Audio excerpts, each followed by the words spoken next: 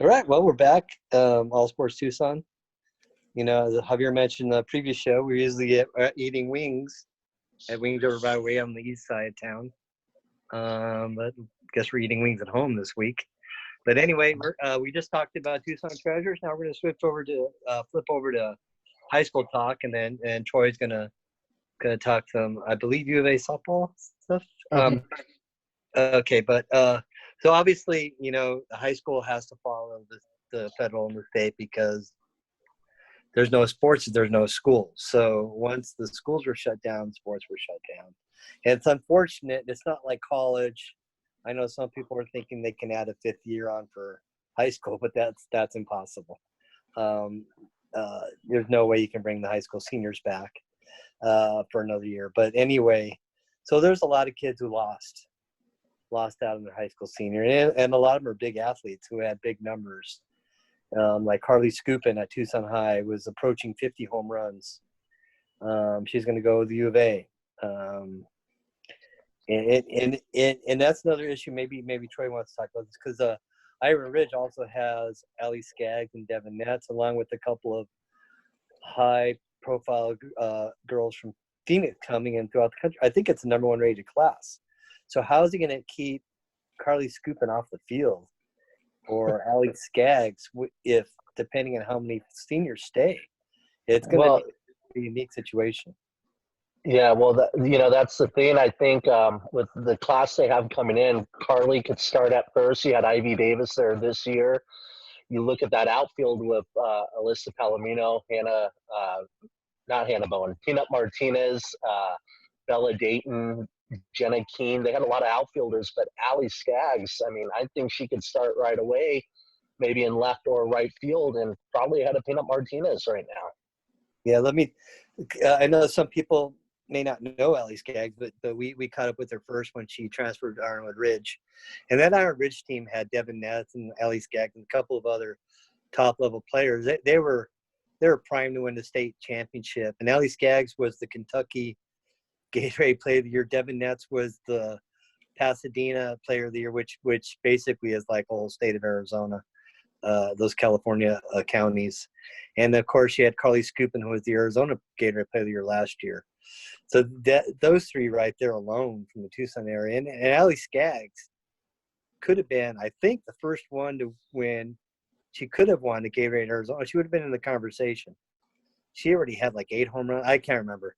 In a handful of games, and their season was cut short. This Tucson didn't even get to warm up to those two, and I think it would have been a great thing for them. And we can talk about all the different sports. One's concentrating on softball right now, and CDO South Point, that was going to be a battle for the 4A state championship. Amaya Lagara, she was going to win 50 games pitching. It's not like pros where you get another shot at it. This is it. She's not going to win 50 games.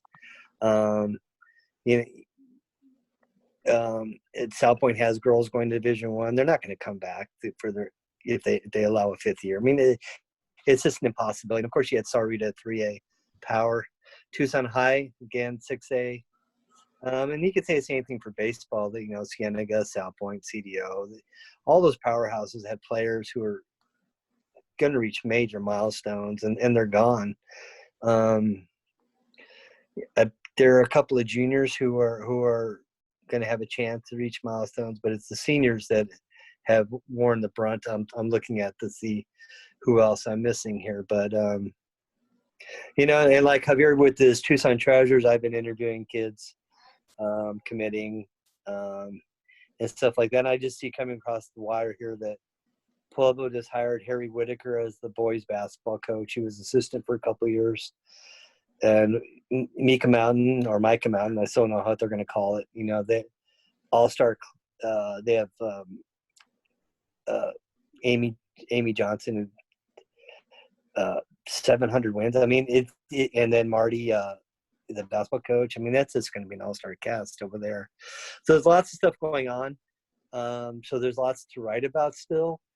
But it's just not the same. I'm going to bed at 10 o'clock now instead of 2 o'clock in the morning. It's different. It's just a weird feeling. Yeah, you're talking about the baseball. Sabino was 9-0, and Oh yeah, I Sabino. remember covering them in the summer. They had a summer that tournament that Bill Leaf put on, and they went through that like 5 games. They won 5 games in a row. They had Yeah, seven. they're trying to. To say They were going to be the 3A state champion, no doubt. Oh yeah, they had 7 guys hitting above 500 or 400. 7 guys above 400. Some really good seniors. Andrew Calloway. I think it's Altair was one of them. I think he has a brother that's a junior. Morgan Altair is the senior, and then Yeah. we know Mike Graham. He worked with us at the Star and the Citizen. His son was a senior, a catcher. He was hitting 500. Braden Graham. So Yeah, I was supposed to take his senior photos too. I think that's still in the works, but I believe he's going to junior college, which in Arizona, junior college is basically Division I baseball. I mean, the competition there is just so great, and yeah, that's just another school. Sabino Baseball. They had a championship stripped from them. They won, and now this. Yeah. So it's a odd situation for them. And with baseball in general, I mean, we met the Lancer Baseball Classic and the Chris Moon Classic. I wrote a little bit about Chris Moon, but we don't have spring training in Southern Arizona. Those were our big. Yeah. We had families, hundreds of families, coming out to watch high school kids from across the country playing in Tucson, and it's lost. Can't get that back. So, yeah. Was Scoopin going to play against Ironwood Ridge? Were those two teams going to play against each other? That would have been something to see. Scoopin, Skags and they're Scoopin on the same field. Tucson High is 6A. Maybe in like a tournament or something like that. That would have been something else. They were, yeah. Tucson. Oh, I'm looking at.